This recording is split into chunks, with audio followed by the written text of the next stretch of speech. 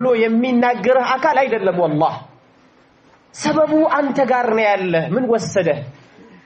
ቀደምቶች ሰለፎች ብለውና ነበር እንዴ ይሄ ዒልም ማለት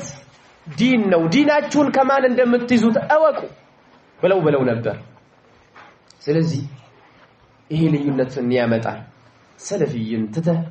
ኢኽዋን ጋር የምትሄድ ከሆነ በጣም ከባድ ነው ዛሬ በጣም እየተቸገርንበት ያለ ነገር ይሄ በጣም ማለት ነው ልክ ከዚህ የሆነ ጊዜ ወሬ ወይም የሆነ ጊዜ ፋሺ ዳዕዋ ሰለፊያ ወደ ሰለፊያ መጣራት ወደ ተመዩዝ መጣራት ራሳችንን ችለን መንቀሳቀስ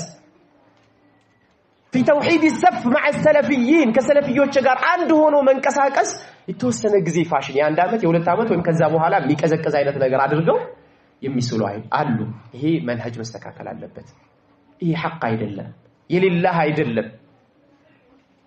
የፋሽን ወይም የነሻጣ ነው የሚሆነው ይሄ መሆን የለበትም የጀመርናት ሐቅ ያለን